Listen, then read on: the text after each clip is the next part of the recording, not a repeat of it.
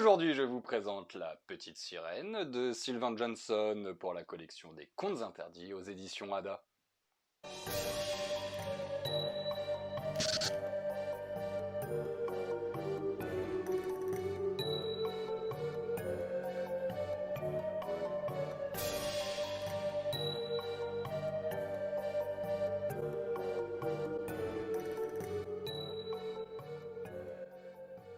Dans cet ouvrage, les thèmes abordés sont le handicap, le viol et la torture.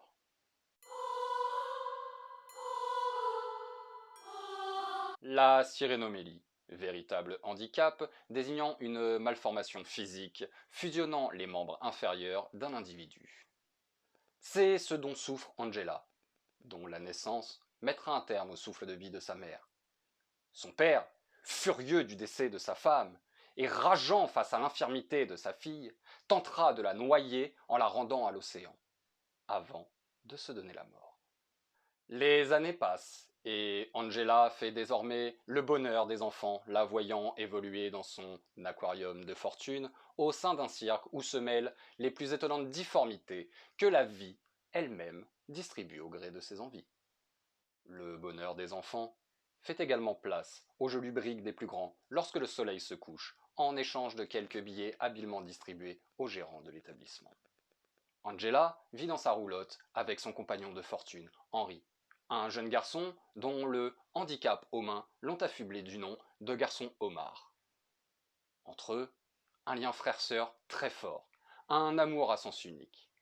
Henri ne passera jamais le pas, respectera sa bien-aimée tant que possible, quitte à y laisser quelques plumes. Qu'advient-il d'un cirque lorsqu'une partie de sexe tarifé tourne mal et que le payeur est un richissime homme de loi? Ce cocktail explosif mènera Angela, Henri et un petit groupe d'anciens employés à fuir dans l'espoir de donner des jambes à la petite sirène. Il semble exister une véritable solution chirurgicale pour parer au handicap de Angela. Mais que penser de la clinique quand cette dernière ressemble plus à un lupanar clandestin qu'à autre chose? À quelle contrepartie Angela sera-t-elle capable de se soumettre afin d'obtenir cette potentielle chirurgie? Ne ferait-elle pas mieux de garder les nageoires sur terre?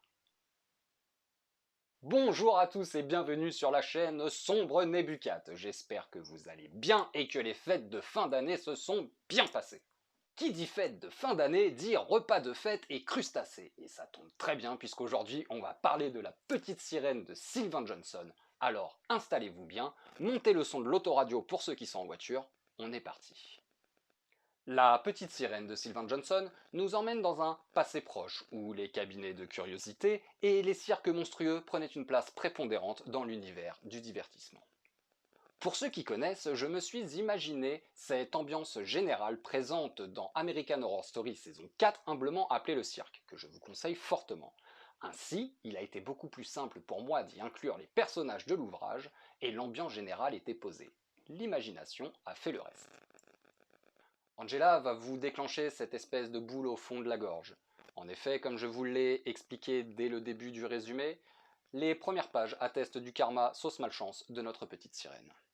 L'ouvrage se déroule sur 2 tableaux, facilitant grandement la compréhension du texte et permettant au lecteur de rester intime entre Angela et son petit groupe de fuyards.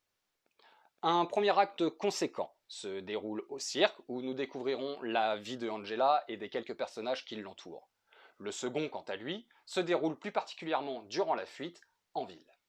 Comme un choc des cultures très bien retranscrit, où l'ingénuité d'Angela viendra se confronter aux dures réalités de la ville et de la sournoiserie du monde extérieur. Sylvain Johnson n'aura pas eu besoin de longues descriptions pour peindre ce tableau où évoluent nos personnages, laissant plus de place à l'action et le tout sans temps mort.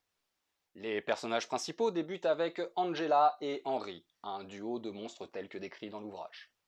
Un amour à sens unique, fichtrement bien décrit, sans jamais tomber dans la niaiserie du roman d'amour. Nous découvrirons également divers personnages ayant leur importance au sein de l'ouvrage. Le petit groupe composé d'un nain, de la vieille cantinière et d'un geek fan des formes de la sirène qu'il dévoilera sur un site internet. Nous ferons également la rencontre d'un personnage de petite taille aux idées lubriques ressemblant plus à une vieille prostituée bourgeoise qu'autre chose.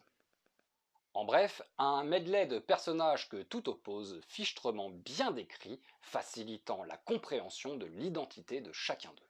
L'histoire reprend la trame bien connue, celle de Ariel, jolie rousse des profondeurs, cherchant par tous les moyens à troquer sa queue de poisson contre une paire de jambes bien solides. Remplacer le beau prince par un homme de loi véreux et lubrique, un Sébastien pas très séduisant mais dont les pinces à la place des mains font sa renommée, et une cantinière faisant office de polochon fidèle confident de notre belle petite rouquine. N'y voyez comme corrélation que cette course effrénée pour obtenir cette paire de jambes qu'elle souhaiterait avoir à tout prix, quel qu'en soit le coût. Pourtant, c'est largement suffisant pour y trouver une adaptation moderne du conte original. Je n'en aurais pas vu plus. Une fin surprenante. Je ne dis pas que j'ai aimé, je ne dis pas que je n'ai pas aimé, je dis bien une fin surprenante et inattendue, mais fonctionnelle. Concernant la couverture de l'ouvrage, on est sur l'une des plus belles, encore une fois, mais dans le monde des contes interdits, elles sont toutes magnifiques, quoi qu'il en coûte. Ici, nous retrouverons la petite sirène, jolie rouquine, avec cette espèce de tache de sang qui remonte des profondeurs dans l'eau, tout simplement. C'est très simple, il n'y a pas besoin de plus, et on sait exactement où on va. Bien entendu, toujours pour un public averti. Première lecture pour moi de Sylvain Johnson, et c'est une très belle découverte. J'ai apprécié son style d'écriture, c'est simple, et n'importe quel lecteur pourra s'en accommoder. Il est également l'auteur de deux autres ouvrages dans la collection, à savoir Le joueur de flûte de Hamelin et de Cendrillon, qui vous seront bien évidemment présentés sur votre chaîne favorite. Vous êtes restés jusqu'ici et je vous en remercie. N'oubliez pas, nous sommes sur les contes interdits, c'est pour un public averti. Et quand nous disons public averti, soyez avertis. C'est bon, c'est assez dit, ne soyez pas choqués par ce que vous allez trouver à l'intérieur. Je ne veux pas faire le moralisateur, mais lorsque je vous donne les thématiques en début, vous vous doutez bien que je ne les donne pas pour rien. Pour les personnes qui seraient choquées de ce qu'ils ont découvert dedans, je ne suis pas responsable. Je vous aurais averti. Je tenais encore à vous remercier 1 milliard de fois. Nous sommes désormais 81 sur la chaîne. Nous approchons de la barre symbolique des 100 abonnés. Alors oui, ce sont 100 abonnés YouTube, mais c'est également 100 personnes, 100 personnalités qui me suivent, qui apprécient mon travail. Et ça a encore plus de symbolisme que ces 100 abonnés YouTube. Je vous remercie du fond du cœur, très sincèrement. Je ne pensais pas en ouvrant cette chaîne qu'on en arriverait là. C'est vraiment un grand bonheur que de savoir que vous êtes bientôt une centaine à me suivre et une centaine à apprécier vraiment mon travail. Et vraiment, je vous remercie, très sincèrement. Ainsi, n'oubliez pas de faire partager ma chaîne, de faire découvrir la littérature horrifique et plus particulièrement la littérature en elle-même. Ça reste à l'heure actuelle et dans le monde dans lequel nous vivons l'un des derniers espaces de liberté où nous pouvons nous balader sans passe sanitaire. Allez, prenez soin de vous et à très bientôt.